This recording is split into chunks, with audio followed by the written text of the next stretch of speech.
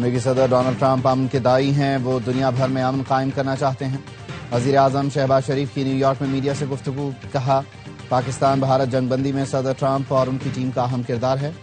شہباز شریف کی آج امریکی صدر ٹرمپ سے ملاقات ہوگی۔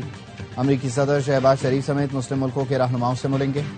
ملاقات میں غزہ میں جنگ بندی کے بعد گورننس اور امن و امان سے متعلق تجاویز پیش کی جائیں گی۔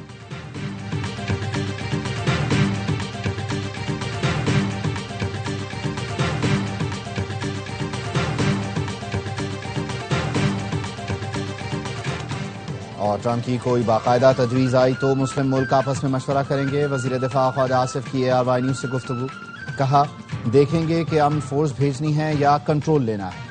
غزہ میں اس وقت قیامت کی صورتحال ہے۔ فلسطین کو تسلیم کرنا دہشت گردوں کے لیے انعام ہوگا۔ فلسطینی ریاست میں حماس کا کوئی کردار نہیں ہونا چاہیے۔ امریکی صدر ڈونلڈ ٹرمپ کا اقوام متحدہ جنرل اسمبلی سے خطاب، کہا غزہ میں اب جنگ بند ہو جانی چاہیے۔ اقوام متحدہ نے جنگیں روکنے کے لیے کچھ نہیں کیا، میں نے پاک بھارت سمیت 7 جنگیں روکی۔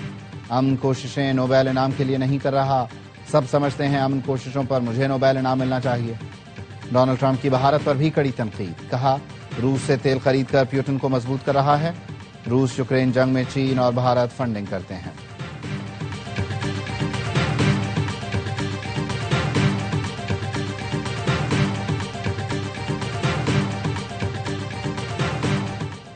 وزیر اعظم شہباز شریف کا سعودی عرب کے قومی دن پر عربی میں پیغام، کہا سعودی فرمانروا ولی عہد اور سعودی عوام کو دلی مبارکباد پیش کرتا ہوں۔ سعودی عرب سے برادرانہ تعلقات قائم و دائم رہیں گے۔ حالیہ دورے کے دوران مہمان نوازی پر شکر گزار ہوں۔ مئی میں بھارت سے کشیدگی کے دوران سعودی اظہار یکجہتی کو ہمیشہ یاد رکھا جائے گا۔ مغرب نے اسرائیل بنانے کی غلطی تسلیم کر لی۔ برطانیہ کے بعد فرانس نے بھی فلسطین کو تسلیم کر لیا۔ سعودی عرب اور فرانس کی سربراہی میں اقوام متحدہ میں کانفرنس، مزید 7 یورپی ملکوں نے فلسطین کو تسلیم کرنے کا اعلان کیا۔ برطانیہ سمیت کئی ملکوں نے فلسطین کو تسلیم کرنے کا اعلان دہرایا۔ اجلاس میں پرجوش تالیاں بجائی گئیں، ایک دوسرے سے گلے ملے۔ سعودی وزیر خارجہ نے ہتھوڑی مار کر فلسطین کو تسلیم کرنے کے اعلانات کا خیر مقدم کیا۔ فلسطین کو ریاست تسلیم کرنے والے ملکوں کی تعداد 150 ہو گئی۔ فرانس کے صدر میکرون نے اعلان کو حماس کی شکست قرار دیا، کہا ہم مزید انتظار نہیں کر سکتے، وقت آ گیا ہے کہ غزہ جنگ مکمل طور پر ختم کی جائے۔ سعودی وزیر خارجہ نے کہا خطے میں پائیدار امن کے لیے 2 ریاستی حل واحد راستہ ہے۔ دیگر ملکوں سے مطالبہ کرتے ہیں وہ بھی ایسا ہی تاریخی قدم اٹھائیں۔ پاکستان کا فلسطینی ریاست تسلیم کرنے کے اعلانات کا خیر مقدم۔ نائب وزیر اعظم اسحاق ڈار نے کہا یہ اعلان فلسطینی عوام کے جائز حقوق کی فتح ہے۔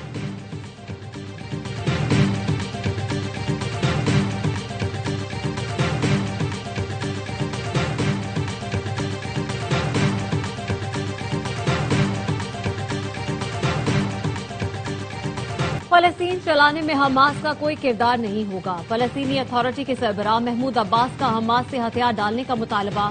2 ریاستی حل کانفرنس سے ویڈیو لنک خطاب میں کہا حماس کو فلسطینی اتھارٹی کے سامنے ہتھیار ڈالنا ہوں گے۔ حماس نے امریکی صدر ڈونلڈ ٹرمپ کو خط لکھ کر غزہ میں 60 دن کی جنگ بندی کی ضمانت مانگ لی۔ فاکس نیوز کا کہنا ہے خط حماس کے مذاکرات کاروں نے قطر کے حوالے کیا۔ حماس نے آدھے یرغمالیوں کی رہائی کی پیشکش کرتے ہوئے کہا ہے وقتی نہیں، بااعتماد امن کی ضمانت چاہیے۔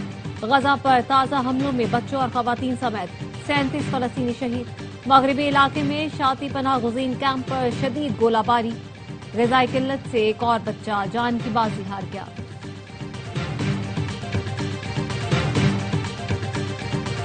فرانس کے صدر کو نیو یارک پولیس نے روک لیا۔ فلسطین کو بطور ریاست تسلیم کرنے کے بعد غیر متوقع صورتحال کا سامنا کرنا پڑا۔ سفارت خانے جاتے ہوئے گاڑیوں کو راستے میں روکا گیا۔ میکرون نے پولیس سے پوچھا تو بتایا گیا امریکی صدر ٹرمپ کا قافلہ گزرنا ہے، اس وجہ سے سڑک بند ہے۔ میکرون نے اسی وقت فون پر ٹرمپ کو دلچسپ صورتحال سے آگاہ کیا، کہا میں سڑک پر کھڑا ہوں، سب کچھ آپ کے لیے بند ہے۔ فرانسیسی صدر نے پیدل سفر کیا، لوگوں نے ان کے ساتھ سیلفیاں بنائیں۔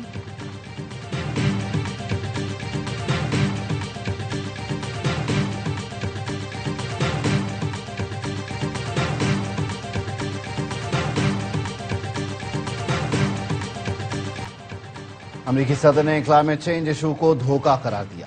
جنرل اسمبلی سے خطاب میں کہا 1920 میں کہتے تھے دنیا کو گلوبل کولنگ کا خطرہ ہے، کچھ سال پہلے کہنے لگے دنیا کو گلوبل وارمنگ کا مسئلہ ہے، پھر اسے کلائمیٹ چینج کہنے لگے۔ تاریخ میں کلائمیٹ چینج جیسا دھوکہ نہیں دیکھا۔ کاربن اخراج کی باتیں بھی بے وقوفانہ قرار دیں، کہا کلائمیٹ چینج کی مد میں امریکہ نے سب سے زیادہ ادائیگیاں کی، چین سب سے بڑا ذمہ دار ہے، وہ 2030 کے بعد پیسے دے گا۔ روس کو بھی کھلی چھوٹ دے رکھی ہے۔ ٹرمپ نے آرٹیفیشل انٹیلیجنس پر بھی خدشات کا اظہار کیا، کہا اے آئی بہترین ہے لیکن یہ بڑا خطرہ بھی ہو سکتی ہے، اے آئی کو بہترین طریقے سے استعمال کرنا پڑے گا، بایولوجیکل ہتھیاروں کے خلاف بھی سب کو متحد ہونا پڑے گا۔ امید ہے اقوام متحدہ اے آئی اور بایو ویپن سے متعلق کام کرے گا۔ ٹرمپ نے شکایت کی اقوام متحدہ اپنا برقی زینہ اور ٹیلی پرامپٹر ٹھیک نہ کر سکا۔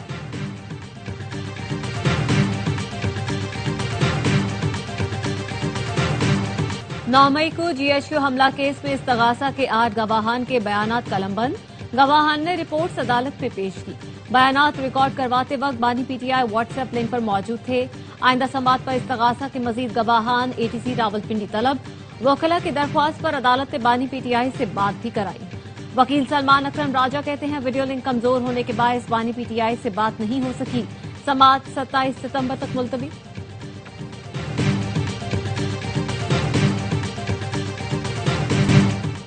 بانی پی ٹی آئی اور ان کی اہلیہ کے خلاف مقدمات جھوٹے ہیں، ہمارے خلاف جعلی پرچے اور ایف آئی آر کاٹی گئیں، امید ہے عدلیہ سے انصاف ملے گا۔ وزیر اعلیٰ خیبر پختونخوا علی امین گنڈاپور کہتے ہیں 27 ستمبر کو بانی پی ٹی آئی کے حکم پر جلسہ ہے، بھرپور عوامی طاقت کا مظاہرہ کریں گے۔ کسی بھی ملک سے بات چیت کرنے کا اختیار وفاقی حکومت کا ہے، بات چیت سے ہی مسائل حل ہوں گے، تجارت کھلے گی، امن قائم ہوگا۔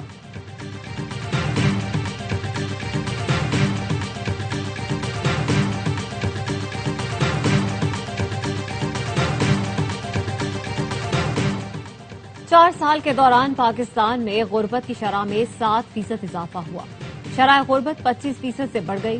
عالمی بینک نے پاکستان میں غربت سے متعلق رپورٹ جاری کر دی، جس کے مطابق پاکستان میں 2015 سے 2018 تک غربت کی شرح میں سالانہ 1% کمی ہوئی۔ 2020 کے بعد غربت کی شرح میں اضافہ ہوا۔ 2011 سے 2021 کے دوران لوگوں کی آمدنی میں 2 سے 3% اضافہ ہوا۔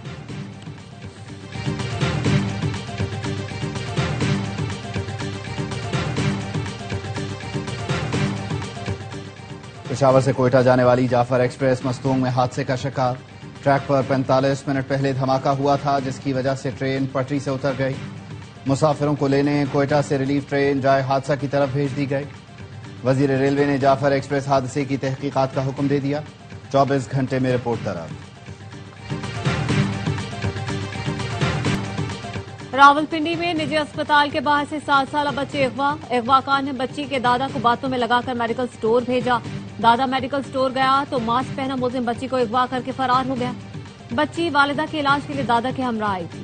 سی پی او راولپنڈی کا نوٹس، بچی کی بازیابی کے لیے اقدامات کی ہدایت۔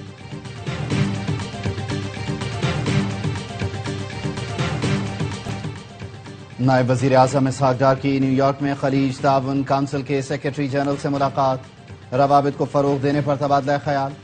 نائب وزیر اعظم نے پاکستان اور خلیج تعاون کونسل کے رکن ملکوں کے درمیان تعلقات کو اجاگر کیا، کہا پاکستان جی سی سی ملکوں کے ساتھ دو طرفہ تعلقات مضبوط بنانے کا خواہاں ہے۔ اسحاق ڈار کی شامی صدر احمد الشرع اور کینیڈا کی وزیر خارجہ انیتا آنند سے بھی ملاقات۔ نائب وزیر اعظم نے کامن ویلتھ وزرائے خارجہ اجلاس میں شرکت کی، یو این ہیڈ کوارٹرز میں او آئی سی کی خصوصی تقریب میں بھی شریک ہوئے۔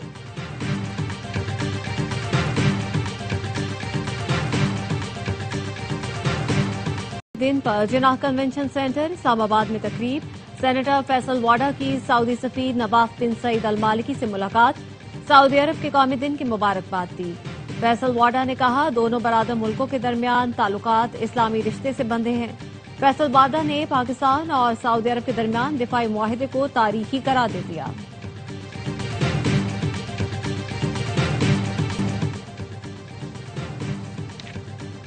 پاکستانی بالرز کی عمدہ پرفارمنس، ایشیا کپ کے اہم میچ میں سری لنکا کو کھول کر کھیلنے نہ دیا۔ پاور پلے میں شاہین آفریدی نے 2، حارث رؤف نے 1 وکٹ حاصل کی۔ حسین طلعت نے مسلسل 2 گیندوں پر وکٹیں حاصل کر کے رنز کی رفتار سلو کر دی۔ مینڈس ٹاپ سکورر رہے، ابرار احمد نے 4 اوور میں صرف 8 رنز دے کر 1 وکٹ حاصل کی۔ شاہین شاہ آفریدی اور حسین طلعت کے 2 شکار، 1 وکٹ حارث رؤف کے حصے میں آئی۔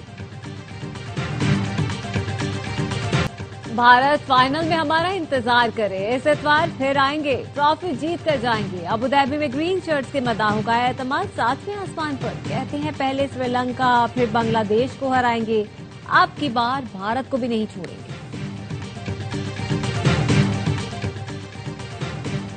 کمانڈر بحرین نیشنل گارڈز کا ایئر ہیڈ کوارٹرز کا دورہ، general Sheikh Muhammad bin Isa کی air chief marshal Zaheer Ahmed Babar Sidhu سے ملاقات، مشترکہ تربیتی اقدامات اور ہوا بازی کی صنعت میں تعاون پر بات چیت۔ ایئر چیف مارشل نے کہا پاک فضائیہ کی آپریشنل صلاحیتوں اور ملٹی ڈومین وارفیئر برتری کو مزید مستحکم کیا جائے گا۔ جنرل شیخ محمد کی پاک بھارت تنازع میں شاندار کارکردگی پر سربراہ پاک فضائیہ کو مبارکباد۔ بحرینی کمانڈر نے تربیتی تعاون بڑھانے اور فضائی مشقوں کے انعقاد پر زور دیا۔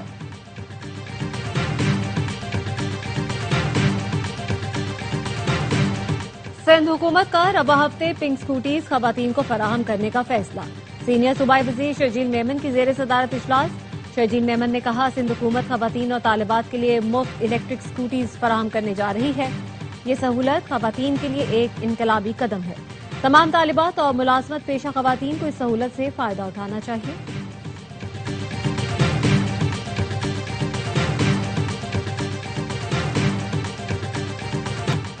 میئر کراچی مرتضی وہاب کہتے ہیں کہ اے ایم سی میں اپوزیشن لیڈر سیف الدین اور ان کی جماعت کی موجودگی میں بجٹ منظور کروایا گیا، اب safe Uddin M you C T کے خلاف عدالت چلے گئے۔ میں غلط بیانی اور منافقت سے تنگ آ چکا ہوں، یہ دوغلاپن اب نہیں چلے گا، ہم جو بھی کر رہے ہیں وہ بجٹ کی منظوری کے بعد کر رہے ہیں۔ سعودی مفتی اعظم شیخ عبدالعزیز بن عبداللہ آل الشیخ انتقال کر گئے، انہیں 1999 میں مفتی اعظم کے عہدے پر تعینات کیا گیا تھا۔ مفتی اعظم شیخ عبدالعزیز بن عبداللہ آل شیخ کو سب سے زیادہ خطبہ حج دینے کا اعزاز حاصل ہے۔ وزیر اعظم شہباز شریف کا سعودی مفتی اعظم کی وفات پر دکھ کا اظہار، کہا پاکستانی قوم اور حکومت سعودی عوام اور قیادت کے غم میں برابر کی شریک ہے، مرحوم کی دینی اور علمی خدمات امت مسلمہ کے لیے روشن باب ہے۔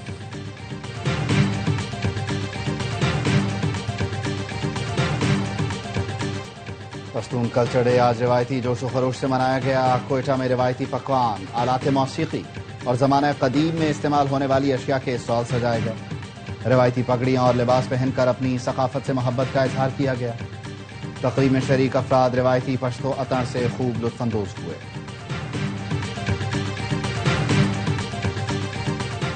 Chairman P C B Mohsin Naqvi سے ٹیسٹ کپتان شان مسعود اور کوچ اظہر محمود کی ملاقات، جنوبی افریقہ کے خلاف ٹیسٹ سیریز کی تیاریوں پر گفتگو، ٹیم کے حوالے سے فری ہینڈ دے دیا۔ محسن نقوی نے کہا پوری سپورٹ آپ کے ساتھ ہے، پاک جنوبی افریقہ ٹیسٹ سیریز 12 اکتوبر سے شروع ہوگی۔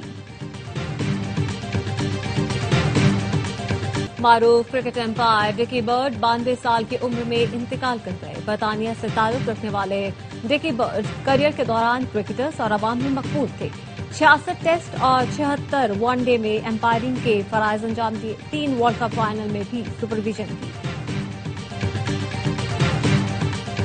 ویمنز کرکٹ ورلڈ کپ کے لیے ٹیم آج سری لنکا روانہ ہوگی، 15 رکنی ٹیم کی قیادت فاطمہ ثنا کریں گی۔ ویمنز ٹیم ورلڈ کپ میں اپنا پہلا میچ بنگلہ دیش کے خلاف کھیلے گی۔ Head coach Pakistan women team Muhammad Wasim کا کہنا ہے جنوبی افریقہ کے خلاف سیریز سے ورلڈ کپ کی تیاری میں مدد ملی۔ کپتان ثنا فاطمہ نے کہا صرف بھارت نہیں، ہر ٹیم کے خلاف میچ جیتنا ہدف ہے۔